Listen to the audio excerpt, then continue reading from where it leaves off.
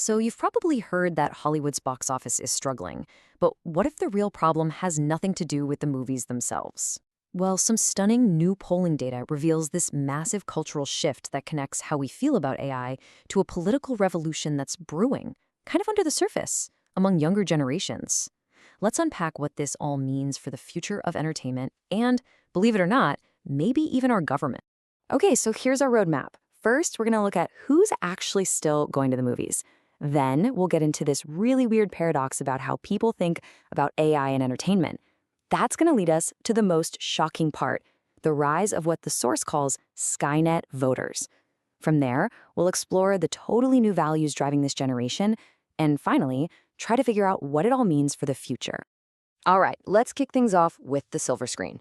We hear a lot of doom and gloom about the death of the movie theater, but what does the data actually tell us? So what's the deal? Are people really breaking up with Hollywood? Well, the data shows it's complicated. I mean, just look at this. A full 40% of Americans rarely or never go to a movie theater. That is a massive, massive chunk of the potential audience that is almost completely tuned out of the cinema experience. And yeah, while 60% still go occasionally, it's pretty clear that for a huge part of the country, going to the movies just isn't a regular thing anymore. And here's what's really crucial. The pool of dedicated, super enthusiastic moviegoers is surprisingly small. The source polling found that only about 20% of the population are what they call rabid movie watchers. These are the people who go at least once a month.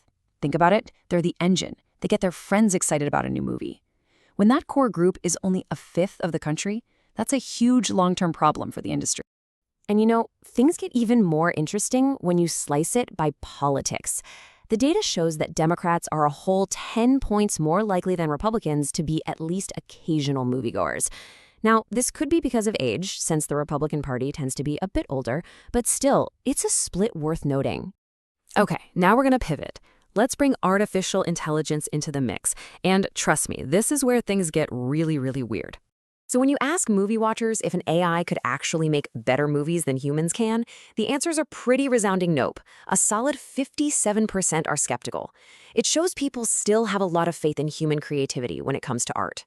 But here's where it gets wild, a total paradox, really. You would think the younger, super tech-savvy viewers would be the most optimistic about AI making films, right?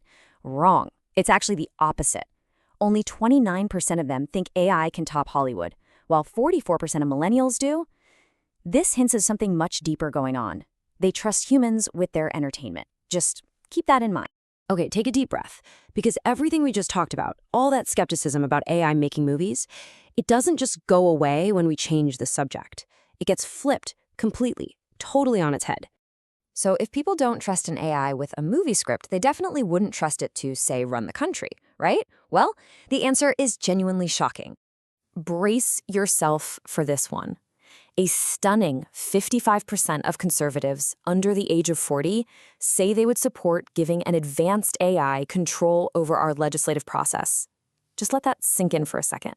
A majority of this group has so little faith in the current human-run system that they are willing to hand the reins over to an algorithm. Yeah, you heard that right. The source puts it in the most chilling way possible. A significant number of young conservatives are, for all intents and purposes, ready for Skynet. Now, this doesn't sound like they want some dystopian robot future. It sounds like a desperate cry for a system, any system, that they believe could actually work. And if you think that's wild, it doesn't even stop there. This is the same group that, by a pretty clear margin, supports giving an AI control over all the world's militaries, just to reduce conflict. That's how deep the disillusionment with human leadership runs. They'd rather trust a machine with matters of actual war and peace. So what on earth is going on here? How can you not trust an AI to write a screenplay, but you would trust it to run the government and the military? The answer is, it's not about the technology. It's about a complete and total breakdown of trust in the system, especially when it comes to the economy. What this polling really shows us is the birth of a brand new kind of voter. Let's call them the ideologically untethered. They don't fit into the neat little boxes of conservative or liberal. They feel completely left behind by the economy, buried under debt, with no hope of buying a house. They're not loyal to a party. They're looking for what the source calls economic salvation. And man, this creates some mind-bending contradictions. You have voters who might pull the lever for Donald Trump, but on paper, they poll like socialists. They support nationalizing major industries by a 3-to-1 ratio. Nearly 60% of them want to confiscate excess wealth to fund programs for young people. Their only real ideology is the system is broken and will back anything or anyone that might fix it.